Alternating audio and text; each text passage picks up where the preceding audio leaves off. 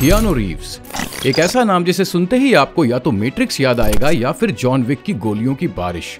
लेकिन इस action hero के पीछे एक ऐसी जिंदगी छुपी है जहां हर मोड़ पर दर्द और तन्हाई थी। उसने अपने सबसे करीबी लोगों को खोया, अपने सपने टूटते हुए देखे और फिर भी इंसानियत को अपना सबसे बड़ा हथियार बना लिया। ये कहानी है कियानो रीव्स की, जिसे दर्द ने तोड़ा नहीं बल्कि और भी मजबूत बनाया। So ladies and gentleman, let's begin. यारो, जब जिंदगी किसी को तोड़ने की ठान लेती है ना, तो उसका पहला वार उसके बचपन पर करती है। जब वो 3 साल के थे, उनके फादर ने उनकी मदर और उनको छोड़ दिया और जिंदगी भर कियानो कभी भी अपने फादर को नहीं देख पाए। सोचिए, एक छोटा बच्चा जो हर रात अपनी माँ की रोती हुई शक्ल देखता था और अपने पिता का प्यार सिर्फ दूसरे बच्चों की कहानियों में ही सुनता था। कियानो की मदर एक कॉस्ट्यूम डिजाइनर थी और नौकरी के सिलसिले में अलग अलग जगह शिफ्ट करती रहती थी। ना कोई परमानेंट घर, ना कोई परमानेंट दोस्त। लेकिन दुख की हद तो तब पार हो गई जब उनकी छोटी बहन किम रीव्स कैंसर से लड़ रही थी। एक तरफ घर का इमोशनल प्रेशर, दूसरी तरफ बहन की बीमारी, और कियानो सिर्फ 17 साल के थे। खैर, बचपन तो जैसे तैसे खत्म हो गया, लेकिन स्ट्रगल्स नहीं खत्म हुए। और कियानो ने स्ट्रगल भरी लाइफ में सिर्फ एक ही चीज में सुकून पाया, और वो था एक्टिंग। काफी यंग एज में वो अपने घर को छोड़ के एक्टर बनने के सपने को लेकर के निकल पड़े। कियानो ने ऑडिशंस पे ऑडिशन दिया और हर जगह एक ही जवाब, तुम्हें स्टार पावर नहीं है भाई। एक प्रोड्यूसर ने तो सीधा बोल दिया था कि देखो भाई, तुम ज्यादा हैंडसम नहीं हो, तुम एक्शन हीरो भी नहीं लगते हो, तुमसे क्या ही होगा। लेकिन हॉलीवुड को क्या पता था कि ये लड़का अपनी कहानी खुद लिखने आया है। अब स्ट्रगल भरी जिंदगी में कियानो को लाइफ में पहली बार मिला एक ऐसा दोस्त जो उसके भाई जैसा था, और वो इंसान थे हमारे जैक्विन फीनिक्स के बड़े भाई और उस समय के राइजिंग स्टार रिवर फीनिक्स। दोनों का बॉन्ड काफी परफेक्ट था, जैसे लाइफ ने एक टूटे हुए इंसान को दूसरे टूटे हुए इंसान से मिला दिया हो।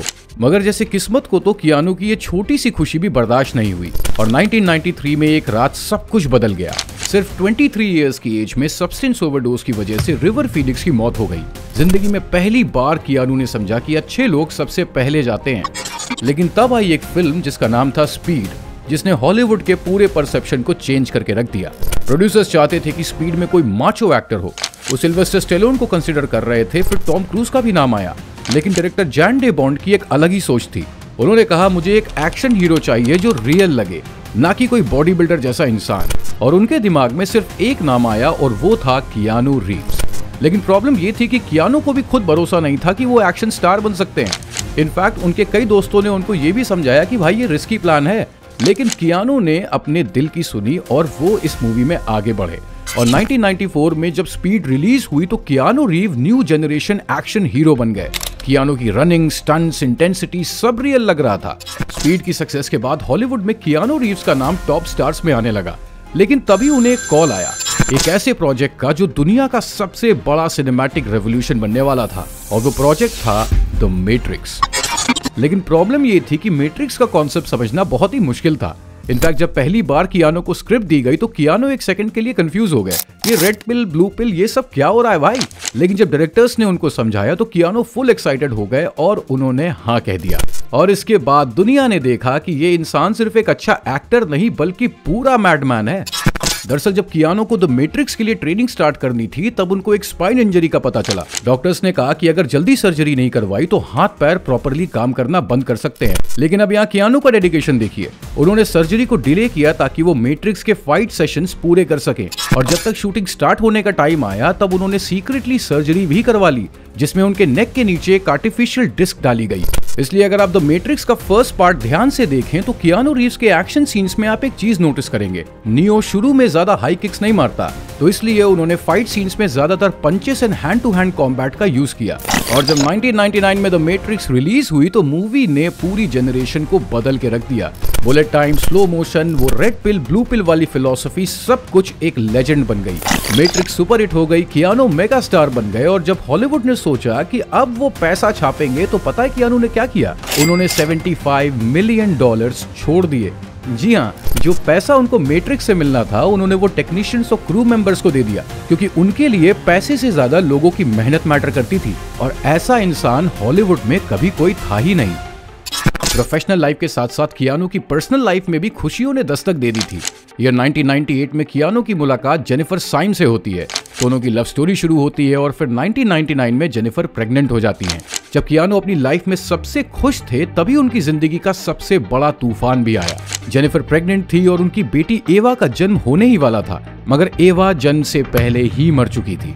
कियानो बिखर से गए और सिर्फ 18 महीने बाद जेनिफर भी एक कार एक्सीडेंट में दुनिया को छोड़कर चली गई। जरा सोच के देखो यार, एक इंसान ने एक ही साल में अपना सब कुछ खो दिया। ये वो टाइम था जब कियानो ने दुनिया से दूरी बना ली। वो हॉलीवुड पार्टीज, इवेंट्स, अवार्ड्स सब कुछ अवॉइड करने लगे। उन्होंने बड़ा घर खरीदने की बजाय एक स्मॉल अपार्टमेंट में रहना शुरू कर दिया। वो अक्सर न्यूयॉर्क की सड़कों पे बिना किसी बॉडीगार्ड के टहलते मिल जाते, अपने बर्थडे अकेला सेलिब्रेट करते और स्ट्रेंजर्स को केक बांटते। अपनी फिल्म से कमाए हुए पैसे चैरिटीज में दान कर दिए बिना किसी शो ऑफ के। मगर इस दुख भरी जिंदगी के बीच भी कियानो का करियर चलता रहा, पर अंदर से वो अब भी ब्रोकन थे। उनका करियर काफी लो पे था और हॉलीवुड के बड़े स्टूडियोज उनको इग्नोर करने लगे थे। फिर एक दिन कियानो के हाथ आई एक छोटी सी स्क्रिप्ट जिसका नाम था स्कॉर्न, जो बाद में जॉन विक बन गई। कियानो ने सिर्फ 90 मिनट में पूरी स्क्रिप्ट पढ़ ली और एक ही लाइन बोली, मुझे ये मूवी करनी है। क्यों? क्योंकि जॉन विक सिर्फ एक एक्शन फिल्म नहीं थी, ये एक पर्सनल इमोशन था। जॉन विक का पास्ट दुखों से भरा हुआ था। उनकी वाइफ मर चुकी थी और उसका सब कुछ चला गया था, और ये सब कियानो की रियल लाइफ से मिलता जुलता था। अब आती है ट्रेनिंग की बारी। तो भाई साहब, जहां हॉलीवुड के एक्टर्स जिम जाके 6 पैक्स बना रहे थे, तो कियानो एक अलग ही लेवल पे चले गए। कियानो ने टैरेंट टेक्निकल इनोवेशंस के साथ एक रियल लाइफ असैसिन ट्रेनिंग ली। उन्होंने पिस्टल, शॉटगन और राइफल्स के साथ इतना प्रैक्टिस किया कि रियल लाइफ स्वॉट टीम भी शॉक्ड हो गई।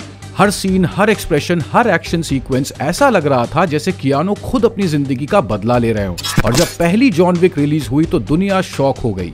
एक लो बजट फिल्म जो लोग सोच रहे थे कि फ्लॉप होगी, वो कल्ट क्लासिक बन चुकी थी। इस मूवी ने एक्शन को रिडिफाइन कर दिया, कियानो को फिर से एक सुपरस्टार बना दिया और एक नए एक्शन फ्रेंचाइज की शुरुआत हुई।